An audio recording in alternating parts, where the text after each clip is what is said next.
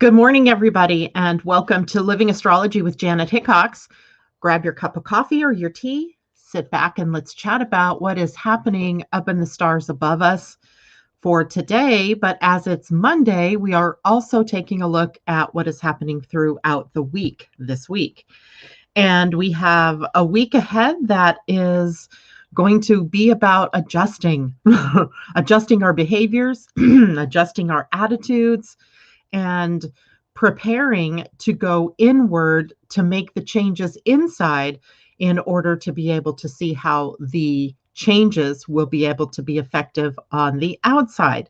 So, an interesting week. I hope everybody had a wonderful weekend. Did you feel that shift from Venus in Virgo to Venus in Libra? You would have maybe noticed it from it within your relationships, or maybe you noticed it in some way that was around your heart center. I felt it yesterday. It was pretty late in the afternoon, I think, when it actually occurred, maybe like 3 or 4 o'clock our time on the West Coast of the US. So, maybe as late as 6 or 7 p.m. for those of you on the East Coast. And it was a shift that occurred right as we were having a sort of family get together. And I love kind of being able to do that and feel like that something had changed. So sometimes it really helps to know what's going on. When you feel these shifts and changes, then they make sense. And you're like, oh yeah, that's Venus moving into Libra, the relationship sign. So no wonder things were calming down and feeling better and what have you. So I hope for all of you that you had that kind of feeling. I know that there were a lot of crazy things that happened this weekend. Huge earthquake in Haiti, the tropical storm Fred that seems to be, I don't know, he seems to be a tropical storm, but with a whole lot more energy to him than would be suggested by the fact he's a tropical storm. And good morning, Debbie, from storm area of Fred. Let's hope it all goes smoothly and he just moves on out, drops his rain and goes on, right? Hopefully without flooding and some major things. And it's interesting because I woke up this morning and it was actually raining here. I was like, wow, what happened? They said rain perhaps, but didn't really tell us it was going to rain. So it was kind of nice to see that. We have had very little rain, which is typical for us during the summer. So I don't want to make it sound like it's some, big old climate shift going on here in the Northwest, because the summers are our drought periods. But it does seem like it has been extraordinarily dry, especially with fires and smoke and so forth in the air. And the shift in the rain gives us access to cleaner air finally, maybe blowing some of that smoke out of the air for us. And so let's just keep everybody in our hearts and in our prayers, as we know there are people that are suffering from the devastating effects of fires, floods, and also earthquakes. So there we go. Let's say good morning to Carol Grogine and J-Lo. Hello to you. Mimi, good morning. Good to have you with us. Allison, nice to see you. And I'm sure there are others of you out there that I don't see yet. So good morning to everybody. So today we're going to dive in a little bit to the sign of Sagittarius, as that is where the moon is sitting at the moment. And I actually had a graphic sitting in my desktop about the human design gates for Sagittarius, but I don't recall actually talking to you about them.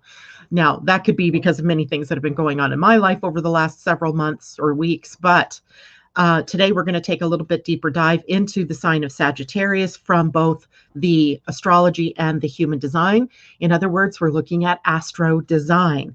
And as well, we're going to take a look at the week ahead. The biggest news perhaps of the week is going to be Uranus changing to retrograde.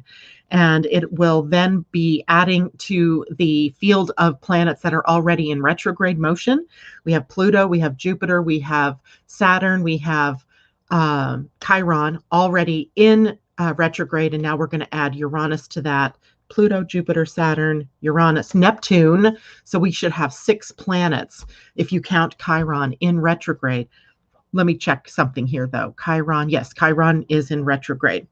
So at least through later part of September, when Pluto and Saturn, and then Jupiter will change back to forward motion, changing up, if you will, that energy of retrograde.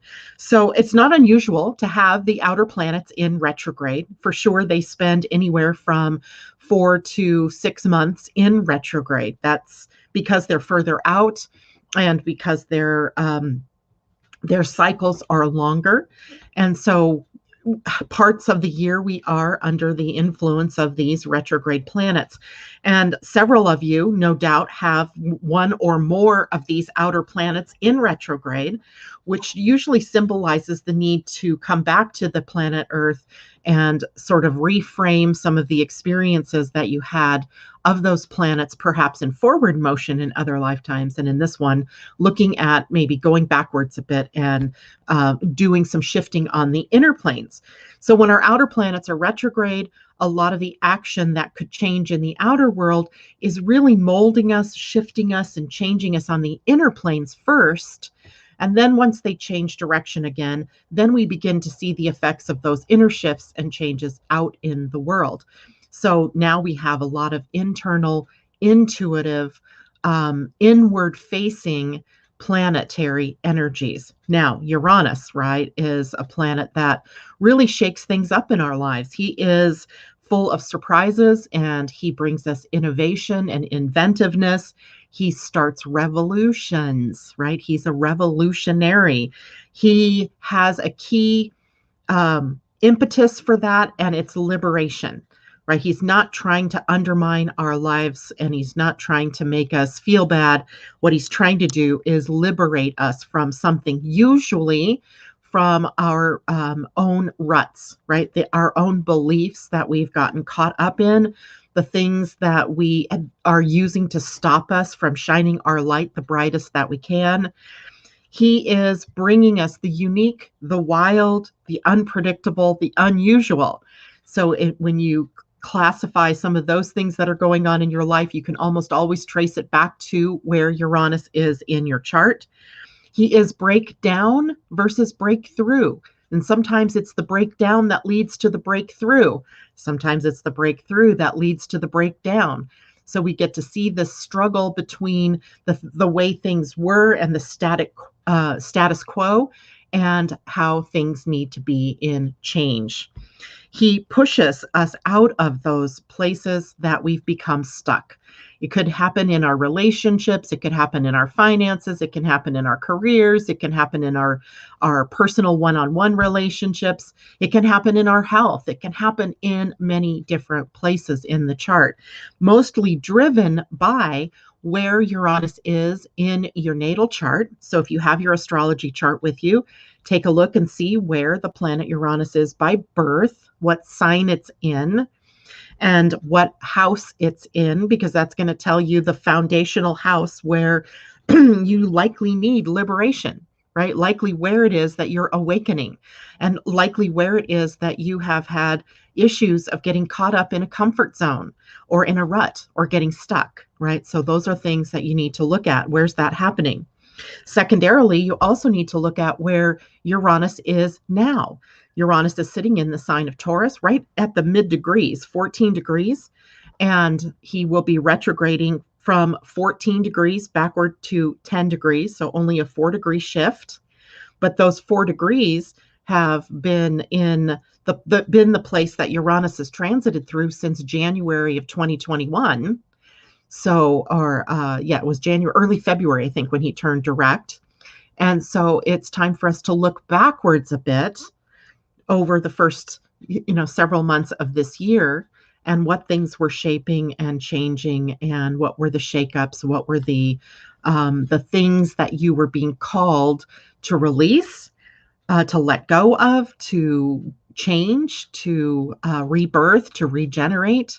Those are some of the things that you might have the opportunity now in the next few weeks, several months, actually through to January. He's in retrograde August 19th to January 18th of 2022. So kind of a longer period of time for us to be considering on the inside, what are the shifts that we need to make, right? We are being pushed out of our comfort zones, but not like not like we're being pushed out of our comfort zones with no tools, right? There's genius and creativity that's available to us with Uranus in retrograde.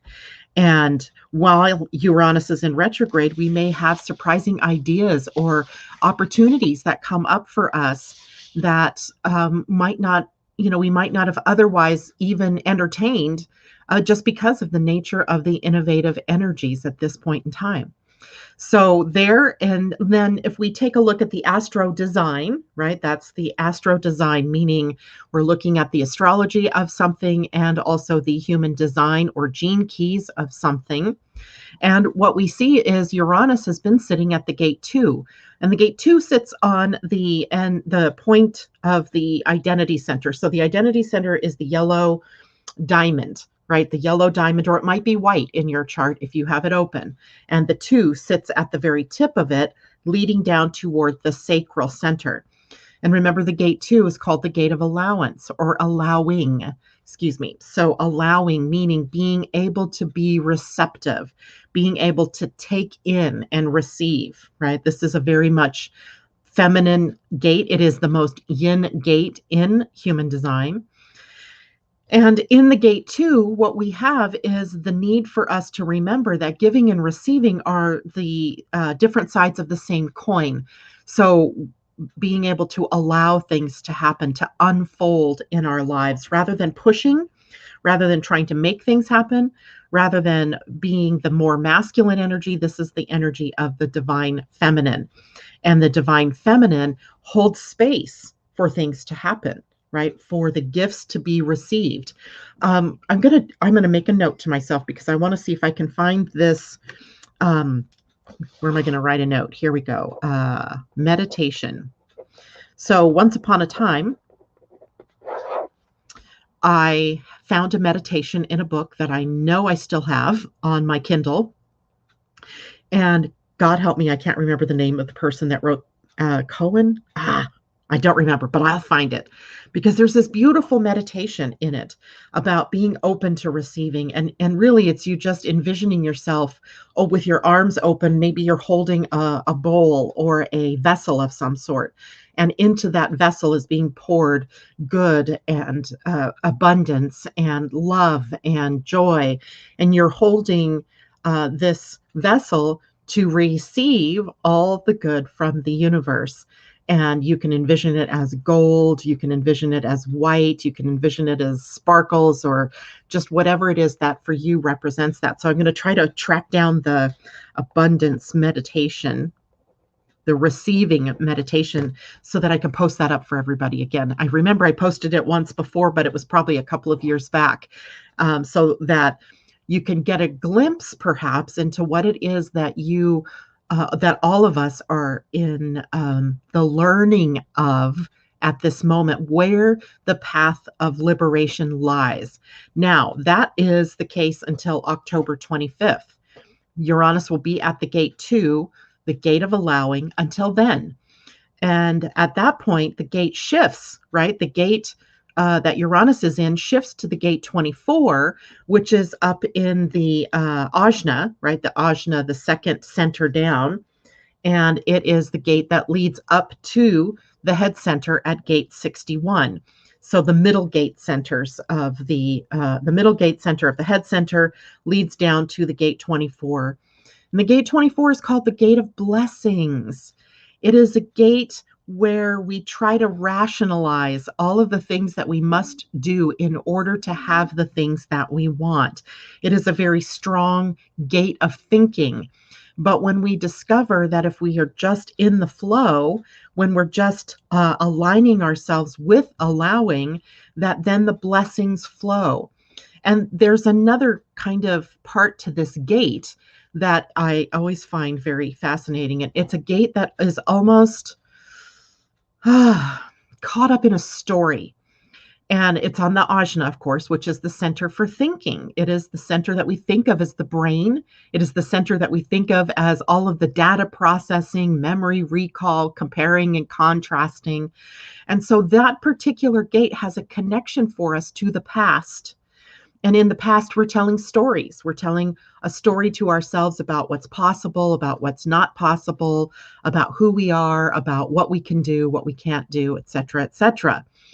The blessings that come in the gate 24 are when we're able to shift the story, when we can embrace what's coming in from the gate 61, which is about wonder and awe and magic.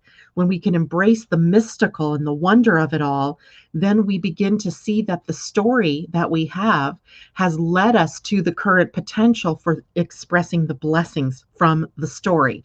So even a tragic story or a story of difficulty, of problems, of upsets can find its way to the blessings in it. Sometimes we can't find that blessing. Sometimes it's harder than others. Some experiences that we have in our lives are devastating, and it's very difficult in the moment from that level to see what the blessings might be.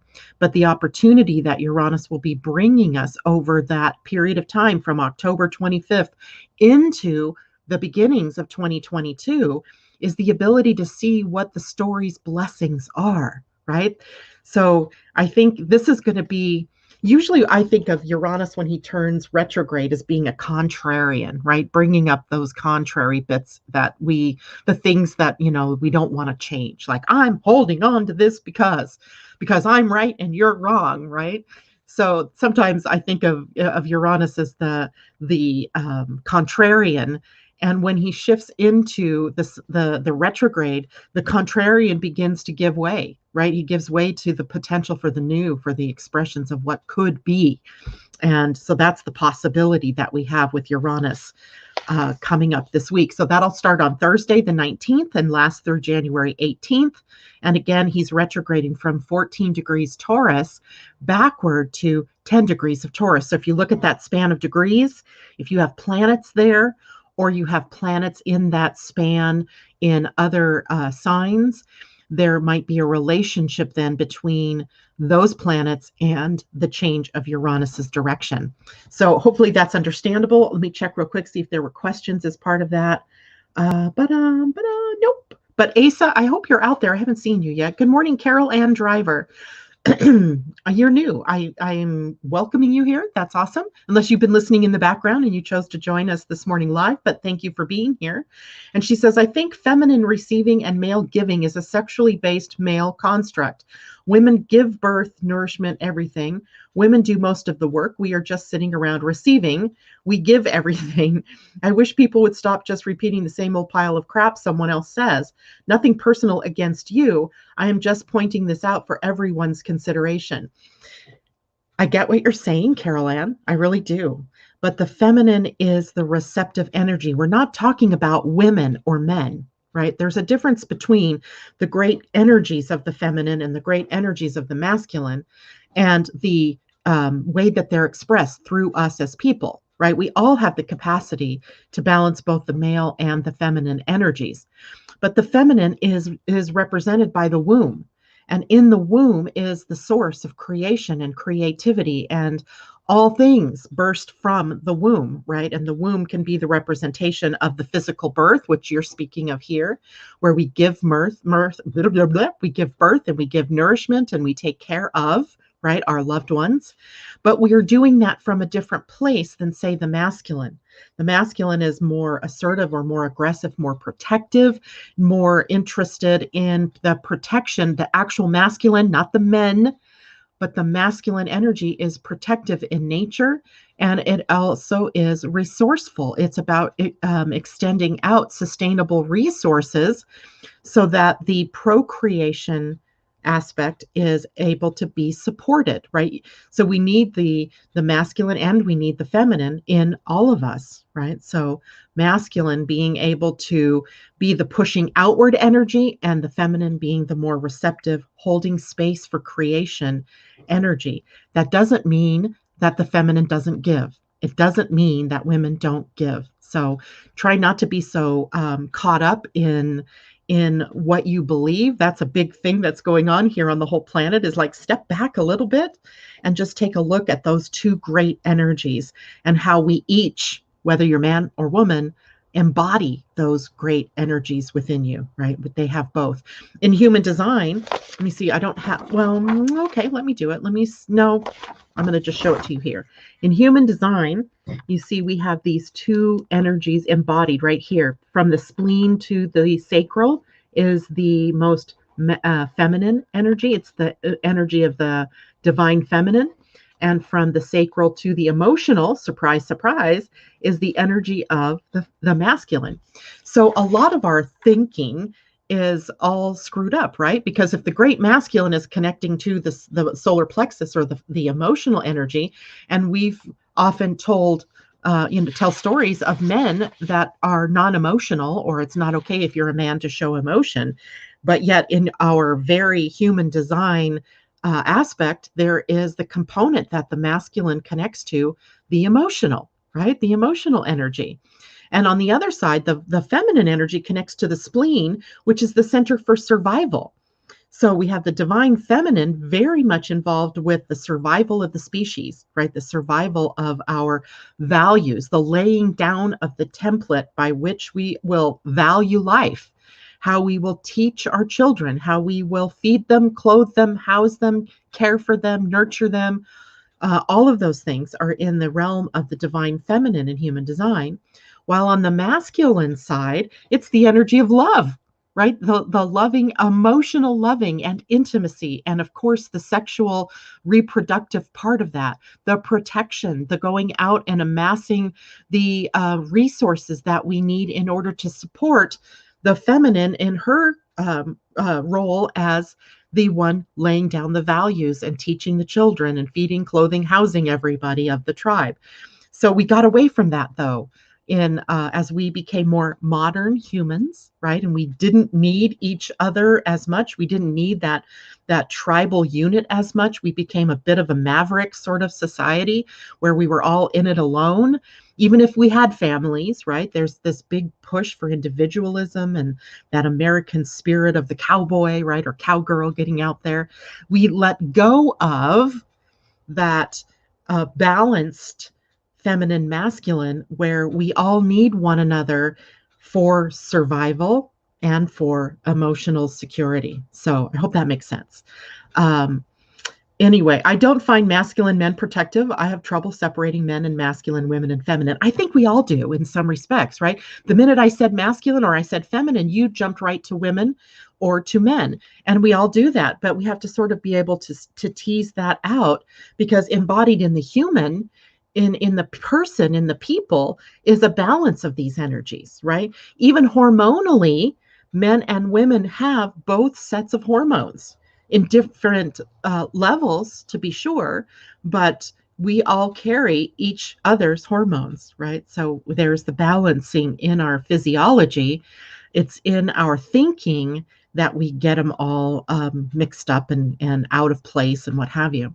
So lots of ways that we could discuss that. That wasn't my intention this morning, but thank you for bringing that up and allowing us to, consider that and think about maybe what it is that we think we believe, right? It's a great day for that, by the way, too, because the moon's in Sagittarius.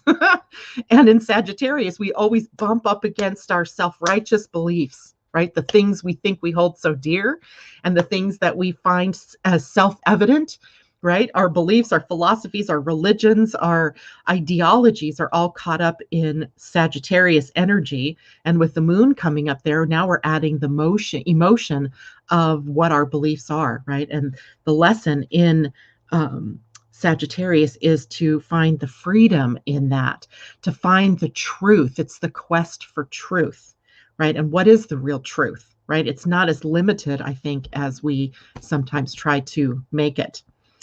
Okay, let me go back to some of the other comments. Good morning, Londa. Love you too. Masculine is the mental body, feminine is the feeling body. But interesting, isn't it, that in the human design, the masculine angle is connected to the emotional solar plexus. That always gets me, right? It just gets me that the most masculine of gates, the sexual energy is at gate 59, and it connects to the gate of intimacy at gate 6 in your solar plexus. So we see that too. All right, so let's go back. And JLo, Uranus in human design is 28.1 in your chart, 50.1. Interesting because my conscious Earth is also 28. So Earth and Uranus bringing up some kind of lesson, right? Of purpose, of getting outside of yourself, looking for wholeness and purpose, right? Purpose in the world. And love it, JLo, 11:11 at that point in time. Corey, good morning to you. Christine Buckingham also noted it's 11:11, or it was 11:11. Also, she says Uranus retrograde Leo, fourth, eighth house natal. Fourth, 8 degrees. Oh, 8 degrees, 6 minutes natal. So with Uranus retrograde in Leo in your chart, so there's ego issues that you're working with in this lifetime. And ego is something that we all, I think, have been taught that we need to lay aside or that we have to conquer in some way. But yet the ego is really sort of the interface of the physical you here on the planet. And it has, kept you alive, right? It has kept you in a success of sorts. What we need to do is come to peace with the ego. And that's primarily the focus that you're having. With Uranus retrograde, you're doing this again, right? This is something else that's coming up. And in the fourth house, it might have to do with home and family, your family of origin, your ancestral line. Maybe there's something that you came this time to this planet to release in your ancestral line. So think about that and how that might play out. There you are, Asa. Good morning to you. Irene Alberg, good morning. She said, much love from Sweden. It's great to have you with us. Crazy energies here. People affected in unpredictable weather, but I feel so deeply privileged compared to many places and countries. We live in a paradise. Yeah, I think, that's another great thing for all of us to focus on is, what are those blessings and how can we be in gratitude even when things don't look so good in the world. Suzanne Fulmer, good morning. Amanda J, hello. And Sylvester Miller, good morning. Sending love and positive vibes. Stay safe. I love it, love it. Okay. Especially for those of you who are getting ready, staring down the barrel of a hurricane or what is he, a tropical storm, Fred. And I think there's another one behind him called Grace, an interesting name for a tropical storm or a hurricane. Asa says, oh, Allison, sorry, Allison, I missed yours. What does it mean when you have masculine gates, but not the feminine defined? So let's go back for a second. You all have all of the human design. What's different in your chart versus my chart versus someone else's chart is how they are defined, right? The definition in the chart. So to answer your question, Allison, so you have the masculine gate defined, but not the feminine, doesn't mean that you don't have that feminine energy. You very much do. It's there. But because there's definition in the masculine, it's something maybe perhaps that you wanted to focus on more as the doing of this lifetime of the more masculine energy, the protection, the sustainable resource building. It depends on what gate you're talking about exactly. I'm not sure if you're talking about the gate, you might be talking about the gate 59 or the gate 6, but that masculine energy is what is connected up. And if the gate is hanging, perhaps like say 59 or 6 is hanging, then it plays out with other people in your life where you're meant to maybe take on more of that masculine outward pushing energy, that more protective sort of energy. And at other times, the feminine is going to get connected up by the planets that are in transit or by the people that you come in contact with. So it's not that you don't have it, it's that you do, but what's being focused on is the connection, the way that it's connected up in the masculine. So I hope that answers your question. If not, ask it in a different way for me or add to what your question was. And Asa says, so true. We have to learn to be in balance with all of our parts, all of our energies. We are both masculine and feminine. Exactly that. Good morning, Kathleen. It's good to see you. Londa says, I just passed it. I don't have an ego with the big eyed emoji, which means sure. Allison says, thank you. Very nice. Big kisses from Tahini, or is that Tahiti? I'm not sure which, but welcome, Barry. And Tahiti, there it is down there. And Carol Ann Driver says, hi, Londa, we met once at Wise Awakening. So up in Bellingham. So Carol Ann, you must be somewhere in our area, I hope. Anyway, let us know where you're from. Okay, so that's it that I see here. So let's transition over more to what's going on with the moon today. You know, it's funny because the moon really represents the emotional energy that we're sitting in during a period of time from anywhere from 2 to 2.5 days, sometimes 3, depending on the sign and the time of the year. And Seattle. Okay, Carol Ann. Good, good, good. Thank you for letting me know that. So the emotional energy of the day today, and partly yesterday as well, because later in the day, the moon actually moved into Sagittarius. So today we are seeing for the full day that we're sitting in the quest for truth, right? All of our conversation here seems to be about the energy of the masculine, Sagittarius, a masculine sign with emotional energy that we usually think of as distinctly feminine. And here we are looking for what's the big T truth? What's the real truth, right? Carol Ann, I so appreciate you bringing up an alternate version of the truth, a different piece of that puzzle, a different way to look at things.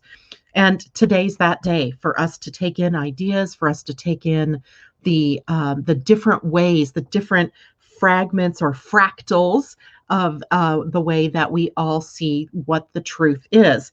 And the the real truth here is that we all are in a pursuit of the connection to our higher selves, right? Our higher self that is in connection to the divine, knowing the full truth, right? And our seeking of that truth, if you will. So it takes in all of our beliefs, all of our ideologies, all of our religions, and hopefully begins a process of self-reflection on where are we caught up in those beliefs or ideologies? Where have we closed the door? Where have we become so certain that we think we're right that we have no room to take in anything else? So that is a part of the experience that we have for these next couple of days while the moon is in Sagittarius. Now, one way that we can connect to our higher self is through the natural world. Sagittarius with the moon is very much a part of the natural world, getting out into nature, walking through the forests, getting out to the rivers or to the creeks or streams or to the ocean side, just wherever it is that you find nature. Somebody said to me yesterday that I'd created an oasis on my deck of flowers, and I almost remember before my son died, the purpose of my putting all these flowers on the porch was so that I would have a place to go to find nature, right? When I wasn't able to get in the car and just go where I wanted to go, there was this oasis, this place, right, of peace, of beauty, of harmony. And it draws in the bees, it draws in hummingbirds, it draws in frogs now too. It's so funny. And that's nature, right? And when we're in that natural world, we find more peace of mind, right? We find our intuition, we find that connection to our higher self that can then help us connect to those bigger truths. So they kind of go hand in hand. So get outside today, get out into nature as much as you can. The moon in Sagittarius also sort of sets us on the path to finding freedom or the adventure of the open road, right? The call of the open road. So many times since Brian died, I've felt this need to travel, to get into my car and just go, or to get on an airplane and fly. And then, of course, there's always the concerns about, well, then how are you going to do your work, right? Where you need money to travel and you still have to work. So what's the deal? Also COVID, always a big consideration, like as it's popping up still everywhere around. So there's adventure and the need for us to satisfy that adventure, that call of the open road, that we also need to somehow work through within us. The exploration energy, I think, is what that's really about. And the spontaneity to be able to just go and to just do, but within, of course, some sort of the boundaries that we need, which are going to be specific to each one of us as individuals, right? Some people could just pack up and go, not think twice about it. Others, like me, I'm like, well, okay, wait a minute, Saturn in Capricorn, I've got to be responsible about it. which means that I'm not going to be spontaneous about it. I'm going to have to plan it if I'm going to do a trip, right? That's the thing that I always come up against. But it doesn't stop me from the call, right? The call to be more free, the call to be more adventuresome. Now, Sagittarius is a sign that is ruled by Jupiter, so the planet of growth and expansion, of good luck, of fortune, right? Of the more spiritual nature, the master within, the mastery that we're here to accomplish. And as such, it is also connected to the law, the natural laws of the universe, as well as the laws of mankind. So we have attorneys and court proceedings and lawsuits and ethics and morality all tied into this sign, as well as conscience. And sometimes I think that is one of the things that we're missing in the world as in law and all that type of thing. Our philosophies sort of black and white. And it's really hard to have black and white, but also have a conscience and grow and expand.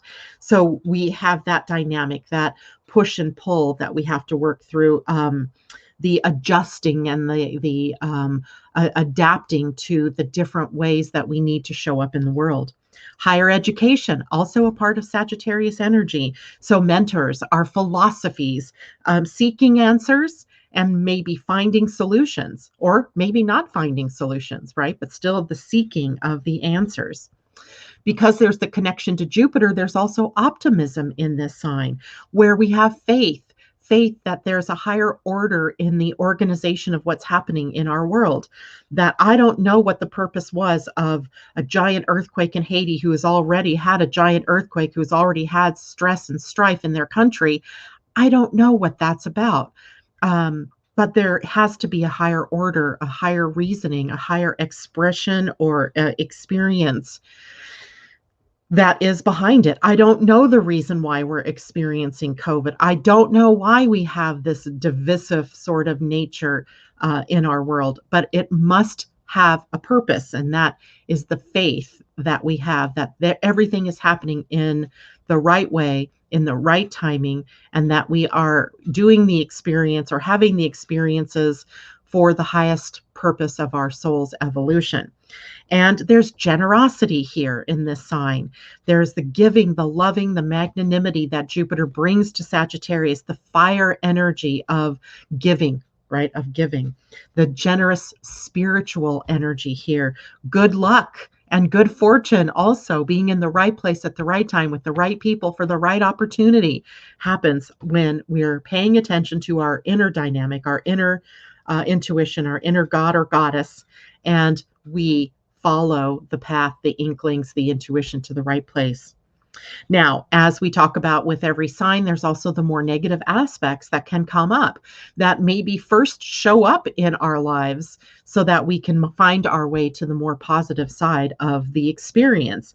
And in Sagittarius, it's carelessness, right? Careless with our words, right? There's the bluntness that is often a part of Sagittarius, not because they're here to hurt people, but they get straight to the point, right? The arrow of Sagittarius is aimed right at the heart of the universe, right? So in a way, their words are aimed right at the heart for the maximal effect and maximal meaning. But sometimes that can be done and delivered in a blunt way. So we have to learn to be able to temper what we're saying, to put love in the mix, so that even though we may have a difficult message to deliver, we're doing it with our heart and with love, and not delivering it with anger or hate or some of the more negative energies. There's self-righteousness in this sign.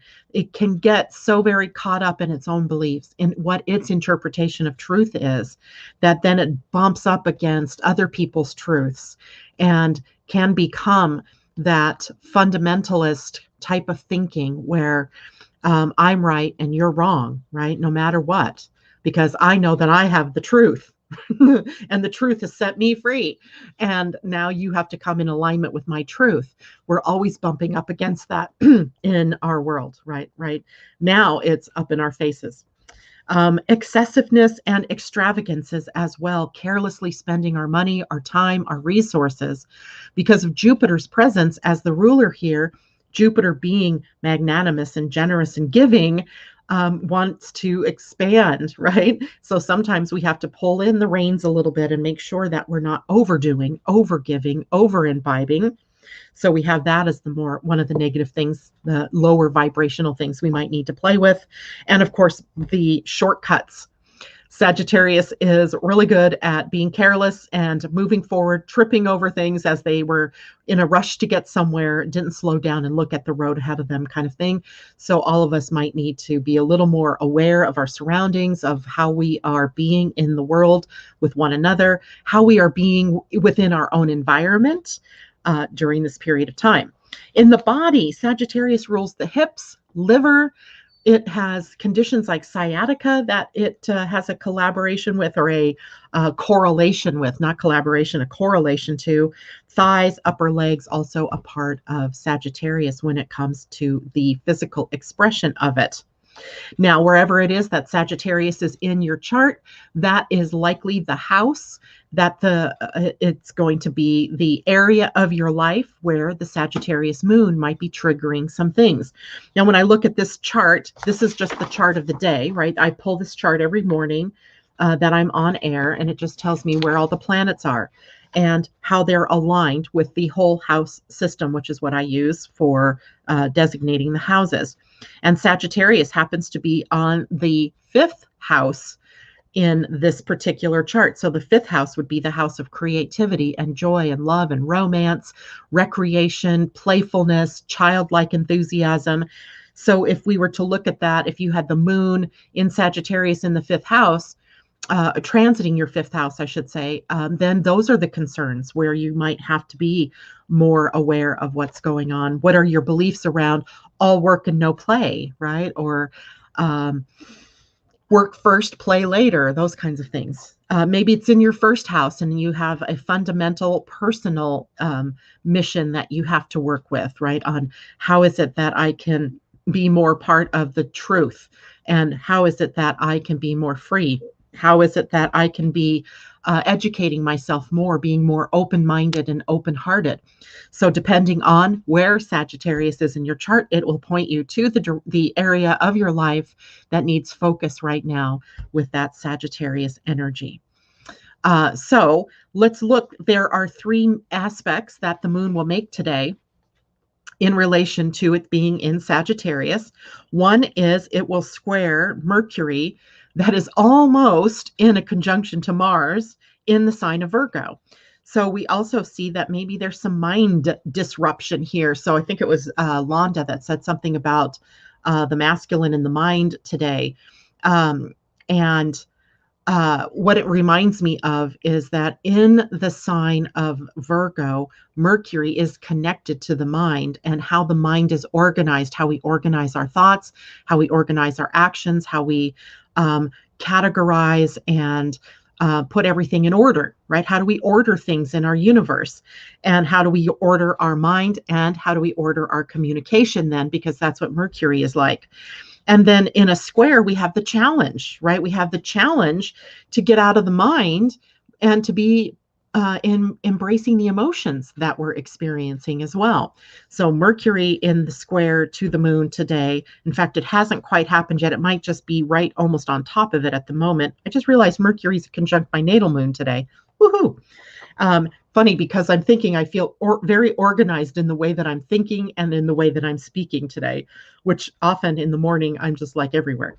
But the square to Mercury, we are challenged to blend to release the mind's control on us, and to use the emotional energy to help us determine where our minds might be overly focused in the wrong places. So using your emotions as a calibrator to put you in the right place, to aim you in the right direction of the heart, not just the mind, right? And that's a difficulty that we can have. As well, there's a sextile to Saturn today, which means that the moon in Sagittarius, which has the ability to push us to take action in a certain area, is in alignment with Saturn, who is in Aquarius, right? That is helping us to become more future oriented, to see the sort of handwriting on the wall and to be able to move with inventiveness and innovation into the future. Because if we look backwards, we can see that all of the destruction of 2019, 2020, and the early parts of 2021, we can't keep trying to solve the problem the same ways that we've always tried to do it. And now Saturn pushing us to find new solutions, new ways of doing things. And then, of course, because Mercury and Mars are almost in a conjunction, we also have a square from Mars in Virgo to the moon in Sagittarius. That'll come a little bit later in the day as Mars is at 11 degrees of Virgo. The moon at the time I drew the chart this morning was only at 6 degrees of Sagittarius. Mars is a catalyst. He's an action principle, right? He's very masculine energy. He's the masculine energy of assertiveness, even aggressive nature, dynamic forward motion. But in Virgo, in a systematic, more planned sort of way, earth energy, down to earth, right? And even a little bit aloof. There is a sort of need with both of these pieces, Mercury and Mars in Virgo, to use discernment. Very powerful tool that we have to be able to discriminate what is correct, or to discern what is correct versus what is not. And using that today as a tool, and for the next few days, actually this particular transit of Mars carries us, where Mars is in Virgo, carries us into the week's energy. And it's an important part, I think, of this whole thing, Mercury in a conjunction to Mars, and how that will play out as time goes on. So be aware, right? Be aware. Where is Sagittarius in your chart, but also where is Virgo in your chart? Okay, so questions about any of that? I should, there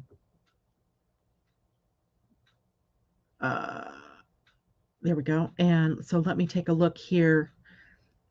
Hi, Corey. I see. Okay, question from Allison. Okay, so, all right, no other questions. All right, so now let me go back to comments really quick. Carol Grogene, I just finished Joseph Campbell's book, The God of Goddess. The original myth had women solar, men lunar. Ooh, I would love to hear that. I would love to hear about that, because there's also, Ursula got me interested in this, in listening to Cryon. This was actually before Brian died, and I haven't picked it back up since his passing. But in the book Cryon, The 12 Layers of DNA, there's a very powerful feminine energy, a Lemurian feminine energy that Cryon talks about. And so I would recommend this book to anybody that wants to take a look further into the divine feminine. And of course, Carol, that book, Goddess, I have not read that. I may go looking for that book for more insight as to what all of this means. And it's very possible that the solar feminine was in the days of the divine feminine's rise, right? And it was the divine feminine, the matriarchy, if you will, that was the power, the in-charge power.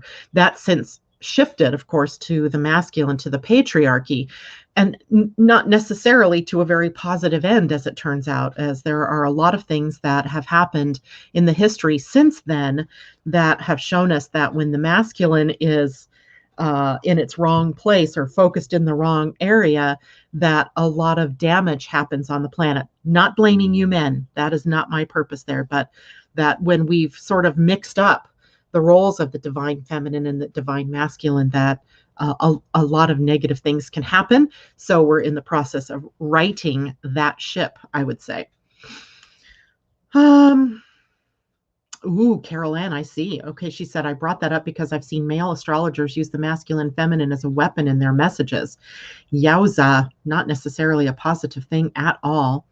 Allison, okay, both defined 59 and 6. I gotcha. So you have that whole channel of productivity, of the sustainable nature of resources, right? And being able to bring in that divine masculine energy.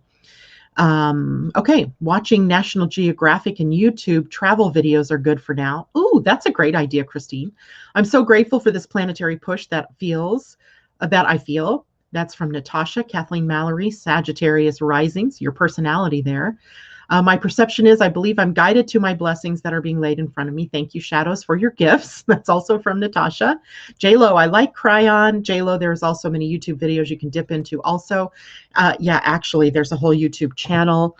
There are a lot of things about Cryon that you can find. I think you could put Cryon, comma, divine feminine, and you'd probably come up with some really good videos that can support that idea of what the divine feminine is really about. Time, 10 minutes till. Okay, let's take a quick look at the whole of the week, and then I'm going to draw some cards for us that embody the consciousness of the week. Today, we really have no big energies at play, and likely that's because of Venus's move yesterday into Libra, and I think for some of you that were maybe in Europe, that actually happened this morning, right? Early this morning for you all. And so it's kind of that bridge between the Sunday and Monday that we are dealing with newly Venus into the sign of Libra. Let me tell you what that degree was. Oh, Venus is at just 0 degrees. So she's just there, 0 degrees, 27 minutes. So she's just into the sign of Libra, kind of on that cusp, setting the tone for what the next 3 or 4 weeks will be while she transits through that sign. Tomorrow is the new HD week, the new human design week. And then Wednesday, Mercury is in the conjunction to Mars. Now that's a great day for great ideas, for sharing, for movement, for mental movement, for action, right? For action. It can also feel a little bit like burnout if you're overly in the mind processes or if you're taking too much action. So beware of that. Thursday, of course, Uranus turns retrograde. At the same time, the sun opposes Jupiter. And the sun opposing Jupiter is a part of the Sun-Jupiter yearly cycle. It's sort of the full moon aspect, if you will, of that dance that Sun and Jupiter do every year. So we're bringing something into fullness, right? The lessons and the expansion of our Sun and Jupiter in our transits.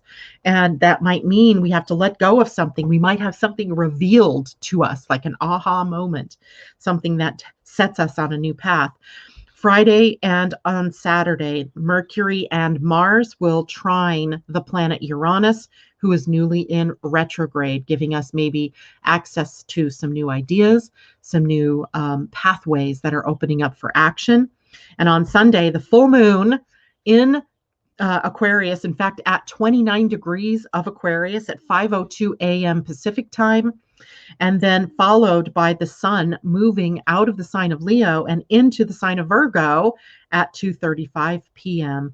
West Coast time. So 5:35 p.m. for those of you on the East Coast. So the seasons are changing, or the signs are changing, taking us into some new seasonal energy as well. Now, quickly, before I end the morning and totally forget to do this, I want to share my screen and go to, let's see if I opened it up. I didn't open it up, so hold on.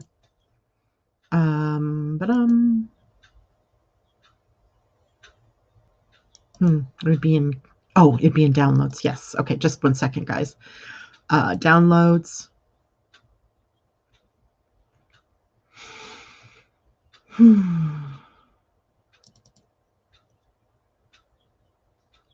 Nope. It's in pictures. And what did I call it? Is anybody else's mind like going nuts? Oh, I called it August 16th, AstroDesign. How amazing is that? Okay, let me get back here and share the screen because I want to make sure I show you the AstroDesign, what gates that this week's energies are playing in. So or today's energies even, or Sagittarius energy. So the first thing I want you to note is if it's red, the 29 and the 30, that's telling us what gates that the sun and earth will be in starting tomorrow. The sun is moving into the gate 29, the gate of commitment, the gate of saying yes. And saying yes, by the way, is a response mechanism. It's not something that your mind is bringing up that you say yes to. It's saying yes or no in response to things that are showing up in your outer world. The problem here is sometimes we say yes to everything, like we're so into saying yes that we forget that we don't need to say yes to everything. When we do, we can only half-heartedly maybe participate in those things. So learning to say yes to the correct things. What are the correct things? Well, the earth gives us the challenge for the next several days, starting tomorrow, to follow our hearts, to be in alignment with our desires, to know what it is inside of us that we're passionate about. And then we say yes to the things that match that passion, not to the things that we feel obligated to say yes to or that seem exciting in the moment because we're maybe catching the enthusiasm of somebody else, but to the things that are truly, authentically what we are passionate about. So that's what the sun and earth will be bringing us starting tomorrow. But looking at then the places where the black lines are, this is where the gates are for Sagittarius. And hold on, because I didn't finish this morning, apparently, because usually I write what the gates are and the order they're in. So let's take a look at this for the gates starting on Sunday, was the gate 14. The gate 14 right here was the first gate, the first Sagittarian gate. And this gate is a gate of, it's a masculine energy of doing, right? Notice how many gates are on the sacral right now as we move into this week. We have 5 of the 9 sacral gates defined off and on, right? The moon is moving through a couple of them today and then some tomorrow, but the sun is going to be at the gate and as at a gate on the sacral, which is telling us that there's a lot we have to consider in terms of what we do, right? Our doingness. The energy of the sacral isn't also just doing, it's about our beingness. So we're taking into consideration our doingness and our beingness. And maybe it's more important to have it in a different order. Our beingness, and that drives our doingness, right? Who do we be? Who do we want to be? And then we do based on that, right? So that is a consideration. This is also a financial gate, the gate 14 that the moon was at yesterday and into early this morning. And since then, the gate has transited, or the moon, has transited into the gate 34, which is a busy, busy, busy gate. It's a gate of doingness, doing in response to what is showing up in the world, in your outer world. Later in the day today, we move to the gate 9. The gate 9 is a gate of focus. What you're focusing on is what you're creating. So we'll have to learn about that with this Sagittarian energy. Then we go to the gate 5. I'm so surprised that the gate 5 is actually a Sagittarius gate, because I would have pegged it as a Virgo gate, because it's about routine. It's about setting up a plan. It's about doing things with a specific rhythm and in a specific harmony, in a specific timing. So Sagittarius energy takes us into the timing of things as well. And then later on tomorrow, in the morning, we have the moon moving into the gate 26, about integrity and consciousness, conscience, and how do we live our lives in moral, ethical, physical, mental, emotional integrity. And then then up to the gate 11 in the Ajna. So we skip from the sacral and we move up to the Ajna. So now we're addressing our thoughts in terms of ideas. The gate 11, lots of ideas. So if you need ideas or you need inspiration for ideas, that's coming to us tomorrow. And we'll have a dipper full of ideas, an ocean full of ideas for some people. The key here with the ideas is that you act upon those that are correct for you, right? And you know which ones are correct for you based on your type and your strategy, and then also your authority. For example, if you're emotionally defined, you do what feels good, what feels correct, what feels right, what makes you happy. And if you have a different type of authority, say splenic authority, you go with your gut instinct, your intuition. So lessons this week will have a lot to do with what ideas are we going to take action on, because we cannot take action on all of them. And then finally, the gate 10, will be the last gate that the moon will hit, and that is just partially. It starts on Wednesday morning before the moon shifts over out of Sagittarius and into Capricorn, and it's the gate of self-love. What is the most self-loving thing that we can do? So that for ourselves, right? Self-love is as important as the love of others. In fact, some would say, if you don't love yourself enough, how can you love others enough? So there's always that we're working with. All right, now let's pull a couple of cards. I love pulling for our weekly collective. I like pulling from the Wisdom of the Oracle deck, this one by Colette Baron-Reid.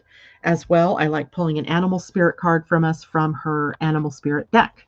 So let's do that and see what we got going. What kind of animal can help us? What spirit guide can help us to get through this week with as much positivity, as much benefits as possible, and guide us even. Porcupine. Ooh, porcupine spirit, and it was upside down, which means it's in protection. And it says, time for beginner mind. I would say that says like dump the mind, right? Time for beginner mind. And it's card number 48, which is a 12, which is a 3. So we have creative energy there. And we also have the potential for that scattered thinking. And the only way to get out of scattered thinking is to get out of the mind. So let's see what our little message is here from Porcupine. I think that's probably the first time we've actually pulled Porcupine in as many times as we've used this deck. So the protection message says, are you feeling prickly and defensive lately and assuming you will be hurt before you have seen any sign that such a reaction is called for? Perhaps an old sense of guilt and shame is causing you to be cynical and wary when you are meant to be open and curious. Self-protection is a good thing, but you may be protecting yourself from something that will not actually harm you, but instead will bring you abundance, happiness, and love. Remember your innocence and you will see what you have been overlooking. Porcupine quills are filled with air, allowing a porcupine to float in water. I did not know that. Now is a time to let your innocent nature keep you buoyant. Love it, love it, love it. Now, let's get a Wisdom of the Oracle card to guide us along this week. And of course, Friday, I will be back on air and we'll talk more about the full moon. And I would love to see what your Uranus retrograde experiences might be, like what surprises came up, what unexpectedness is there. And I got for us Here and Now, card 32, which is a 5. It was also upside down and in protection mode. So here's the card. I'm sorry, I'm scattered all of a sudden because I can hear the fire alarms ringing at the fire station not far from here. Hopefully there's not an accident or a fire. There we go. Here and Now.